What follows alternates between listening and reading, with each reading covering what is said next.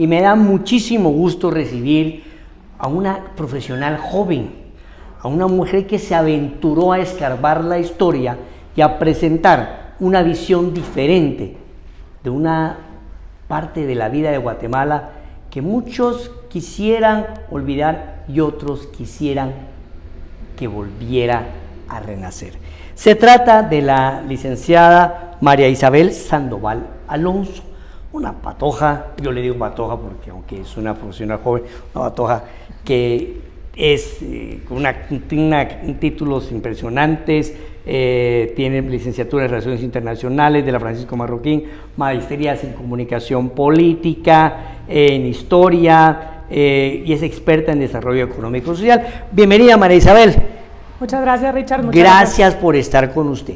Bueno, a ver, les cuento. Yo me comunico con María Isabel porque me entero que había rescatado el pensamiento de uno de los políticos, si no el político más influyente de Guatemala, que marcó la historia de lo que es la derecha en el país. Se trata de Mario Sandoval Alarcón. María Isabel Sandoval, hija de Fernando Sandoval. Es correcto. Nieta de Mario Sandoval Alarcón, Así del es. Mico Sandoval.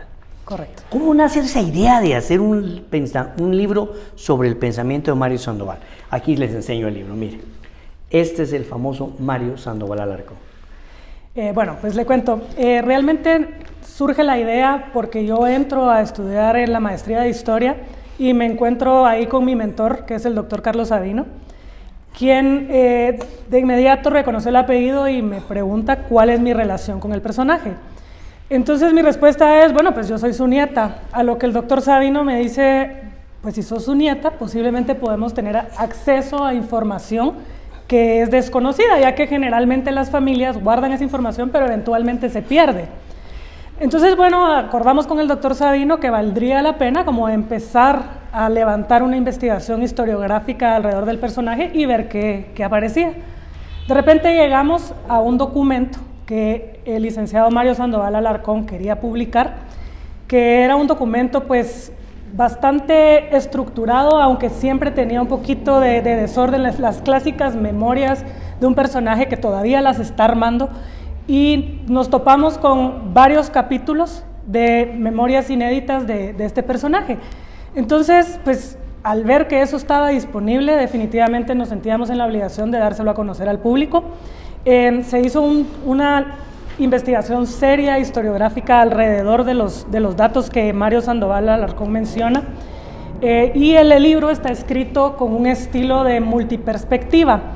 Esto significa que hay dos narradores que se van alternando, siendo uno de ellos el personaje con sus memorias originales y el otro pues ya es el trabajo historiográfico, con el objetivo de completar lo que el personaje está mencionando, ya que muchas veces queda inconcluso o muchas veces el lector se puede perder, ya que al tener la información él en la mente, pues posiblemente no llega a explicarla de una manera muy clara para el público que no estuvo en esa época.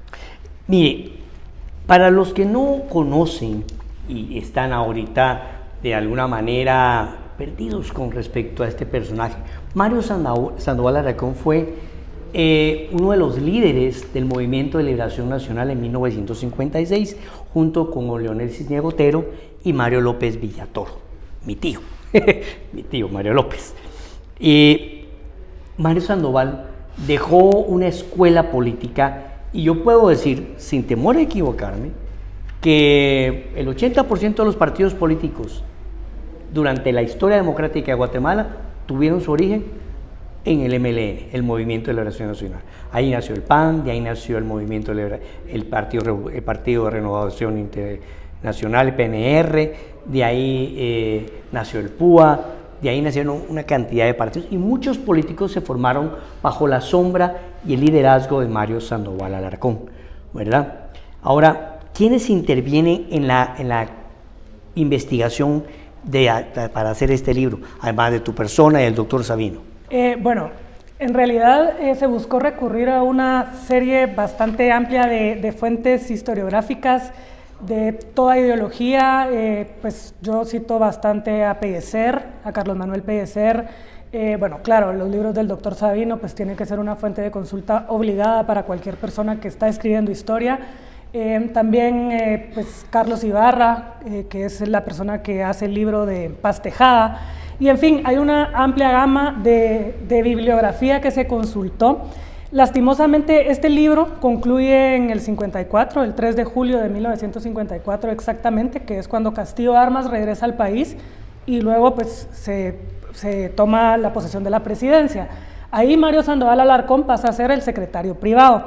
Lastimosamente, por la época, estamos hablando de que esto pasó hace 70 años casi, o más o menos, no se pudo como interactuar con personajes que hayan vivido la época porque ya la mayoría falleció. Quedan algunos, pero sí ya están muy mayores, entonces entrevistas realmente se hicieron muy pocas. Si es que se hizo alguna que otra, quizás se habló con, por ejemplo, la hermana de Mario Sandoval Alarcón, con Aida Sandoval. Ella fue una fuente de consulta, ella participó en las manifestaciones para la caída de Ubico, en la manifestación del 25 de junio, donde muere María Chinchilla. Ella recibe un balazo en la cabeza, y bueno, ella pues todavía logramos hablar con ella, pero pues fuera de eso fueron puramente fuentes bibliográficas, de diferentes ideologías, algunas historiográficas, la mayoría. Ahora, tú naciste en el seno de los Sandoval. A tu papá y a tu tío Mario les corre la política por las venas. ¿Qué historias podríamos destacar en este libro? En el plano familiar, realmente el libro pues no aborda mucho eso, porque estamos hablando de una época donde Mario Sandoval apenas conoce a Lizzy Madrazo. Él recién la conoce acá, están de novios, ni siquiera han llegado a casarse. Por consiguiente, no ha nacido ninguno de los 3 hijos. Él dedica su vida enteramente a la política desde que es muy joven. Sí se habla del linaje familiar del personaje, se habla mucho de su padre también, que tuvo una influencia muy fuerte en la formación política de Mario Sandoval Alarcón, pero ya de la descendencia aún todavía no han aparecido, entonces no se puede hablar mucho de ellos todavía. Pero yo me refiero a las anécdotas que contaban tu papá, que contaba tu tío. ¿Qué te contaron? ¿Tú qué rescatas de ese personaje, de Mario Sandoval, el humano? Bueno, para empezar, es un personaje que tiene mucha conciencia social. Definitivamente, pues, es uno de esos tantos políticos de la historia de Guatemala que levanta pasiones, que ha sido tanto endiosado como satanizado. Sin embargo, pues, era un tipo muy sencillo, por lo que yo he logrado ir interpretando de él. Yo en lo personal con él no tuve mucha relación por el hecho de que pues él tenía un problema en la voz, entonces la comunicación con él no era enteramente fluida. A él le quitan las cuerdas vocales en los 70s y él hablaba con el estómago, entonces pues realmente él no era un conversador. Aparte que pues, su vida la dedicó enteramente a la política. Él muere en el 2003, cuando yo tengo apenas 15 años. No tuve mayor relación con él en ese sentido, pero pues lo que he ido logrando rescatar del personaje es que era un tipo muy sencillo, con mucho sentido del humor. Él hacía muchos chistes todo el tiempo, y bueno, y aparte los chistes que le sacaban a él, ¿verdad? Que son pues estos personajes que levantan tantas pasiones. Interesante. Este es el libro de Mario Sandoval Alarcón, que recoge la vida y el pensamiento de un líder nacional que todavía es un referente en la política actual. Pues yo que en lo personal sí tuve algunas interacciones con el licenciado Mario Sandoval, porque como secretario general del Movimiento de Liberación Nacional en el tiempo de la Constituyente, ¿verdad? Y amigo de la familia, era un hombre muy definido en su pensar, pero también era capaz de negociar. Sí. Era capaz de negociar por el bien de Guatemala. Sí. Yo tengo una anécdota que contarte. Cuando estábamos discutiendo el artículo 39 sobre la propiedad privada en la Asamblea Nacional Constituyente, de la cual yo fui parte, yo le decía al tío Mario, aunque yo era de otro partido, ¿verdad? Y tengo unas fotos ahí donde te las voy a enseñar, que estoy con él. Él le fue a decir, tío Mario, vamos a pelear por el artículo. Digo, no tengas pena, Patojo, echa punta. Pero pues yo sabía que tenía la mirada del hombre aquí atrás. Y nosotros lo que queríamos es buscar un consenso, pero el consenso se logró por la capacidad política de Mario Sandoval, que logró convencer a su oposición, que en ese momento era la Democracia Cristiana, de que lo más importante era darle a Guatemala un espacio de verdadera democracia y que debían terminar las dictaduras, y que si seguíamos en la confrontación de que por la Democracia Cristiana quería propiedad privada en función social y los otros lados, entonces llegamos a un consenso que permitió terminar una constituyente y que tuviéramos una época democrática, con sus errores, es cierto, pero ya llevamos 37 años de época democrática, y mucho de ese logro se debe a la capacidad negociadora de Mario Sandoval Alarcón y de su gente. En ese caso, Chichita Aragón, Juan Carlos Simons también estaba por ahí, sí. Juan Carlos Simons, y había el Vargas, y había una gente muy capaz ahí. Este libro tiene una cantidad de fotografías. ¿Dónde las conseguiste? Por ejemplo, aquí está con el Cristo de Esquipulas, ahora que estamos en enero. ¿Favor? Bueno, muchas de las fotos me las proporcionó el doctor Sabino. Y muchas también las encontré en los archivos familiares de la familia Sandoval. Hay también fotografías de prensa y bueno, en fin, es una época donde no hay demasiadas imágenes disponibles, pero pues se logró rescatar algunas para ir acompañando un poco el relato. Y bueno, Richard, con respecto a lo que usted mencionaba de la capacidad de negociación, a mí me parece algo muy interesante traerlo a colación, porque pues realmente era un personaje que sabía sentarse con la oposición en la mesa. De hecho, pues un dato curioso de él, su terapeuta del habla es Alfonso Fortuny, que él es un comunista declarado. Él es hermano de José Manuel Fortuny, que era uno de los principales asesores de Arbenz. Luego, cuando Mario Sandoval Alarcón pierde las cuerdas vocales, él es su terapeuta del habla. O sea, a pesar de que una década atrás estaban prácticamente matándose los unos con los otros. Entonces, definitivamente creo que es muy importante rescatar eso como una característica del personaje como tal, ¿verdad? La capacidad de, bueno, también lo vimos en El Escorial, ¿verdad? Fue uno de las personas que la guerrilla quería ahí, porque pues claro, lo catalogaban como el principal oponente en el campo político. Entonces, pues definitivamente creo que es importante eso que usted acaba de traer a colación, especialmente por el hecho de ya encontrar de una vez por todas consensos. Como hablábamos hace un momento, no todos fueron aciertos ni desaciertos, sino que ambos bandos tuvieron aciertos, ambos bandos tuvieron desaciertos. Entonces, pues creo que es muy importante la conciliación en ese sentido. Vamos a ver si nos regala algunos detallitos del libro. Por ejemplo, ¿cuál era la relación de Mario Sandoval Alarcón con Francisco Javier Arana? Cuando empieza hacia el final del gobierno del doctor Arévalo, pues se empieza a hablar de la sucesión presidencial y se empieza a hablar de que el sucesor natural tendría que ser Francisco Javier Arana, pues porque primero había sido trumbiro, segundo era un militar, era mayor, o sea, mayor en edad que Jacobo Arbenz y en rango también. Y bueno, pues Mario Sandoval Alarcón empieza a entablar una relación con el aranismo. Y de hecho, pues ahí en el libro se relata que el día antes del asesinato de Francisco Javier Arana, Sandoval Alarcón se lo encontró en una boda.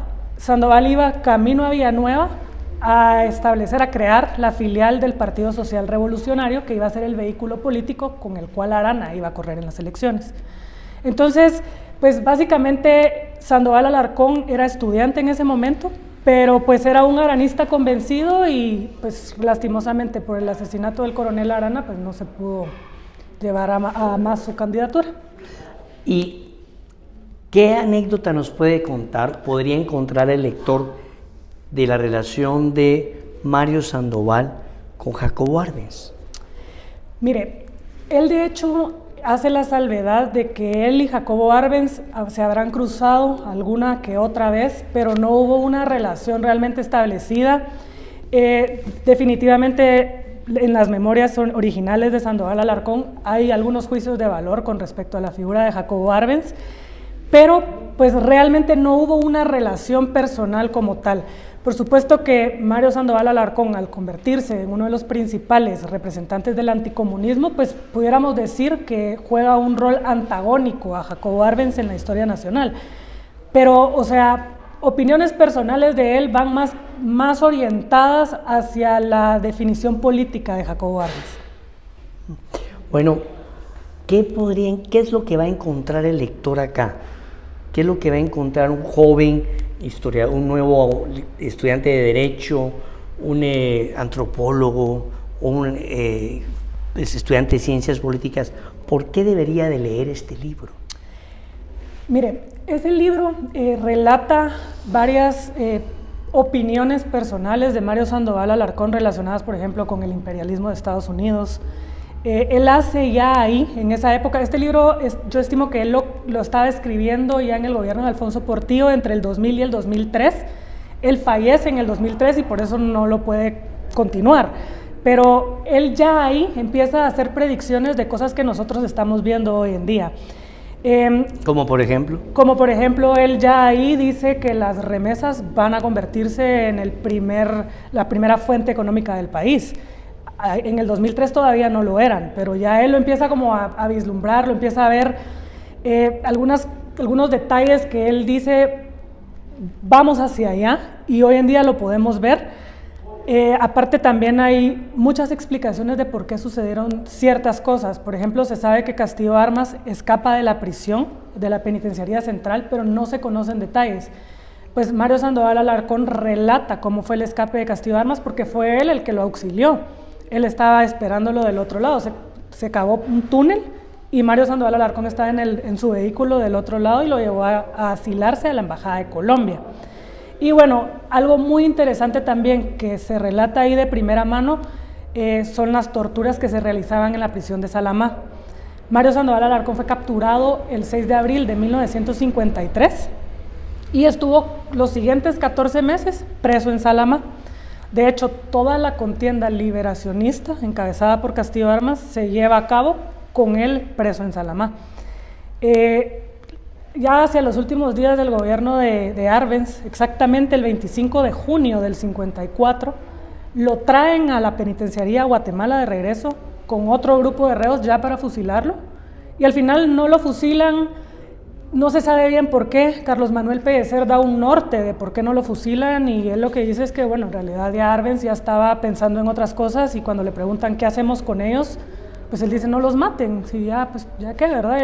Al final, 2 días después, Arbenz renuncia el 27 de junio y pues por eso no los fusilan. Él sale de la prisión el 29 de junio, todavía estuvo 2 días más ahí, pero se relata a detalle los métodos de tortura de la época.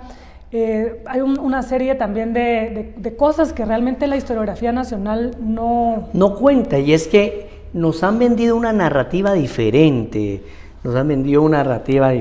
María, y es que nos hacen pensar que todo lo de un lado es bueno y todo lo otro lado es malo, y no necesariamente era así. Bueno, este libro ya está a la venta, ya está a disposición de la gente. ¿Dónde lo pueden encontrar? Se puede encontrar en Sofos, en la librería Sofos, también está en la librería de la Universidad Francisco Marroquín y en la librería Marquense, que está ubicada en el centro de la ciudad, ahí también lo pueden encontrar. Ok, si alguna persona del auditorio quisiera, por ejemplo, algún ejemplar, ¿también tiene distribución particular? Me pueden escribir al msandoval @ufm.edu. msandoval@ufm.edu. Bueno, María Isabel Sandoval Alonso, muchísimas gracias. Para mí es un gustazo estar contigo. Tengo muy buenos recuerdos con tus tíos Fernando y Mario, que aunque estuvimos nosotros ya la segunda generación en partidos diferentes, siempre hubo mucho respeto. Yo en la UCN y ellos en el MLN, mucho respeto, mucha cooperación, y espero que te vaya muy bien. Y a todos ustedes, amigos televidentes y personas que nos están escuchando a través de la radio 106.1, les quiero decir que es importante conocer todos los detalles de la historia, porque nos venden una narrativa que no es necesariamente la que realmente sucedió en el país. es una narrativa que nos invita a la división, no es una historia que nos invita a la evolución. Libros como este, podríamos decir, le rectifican la plana a la historia.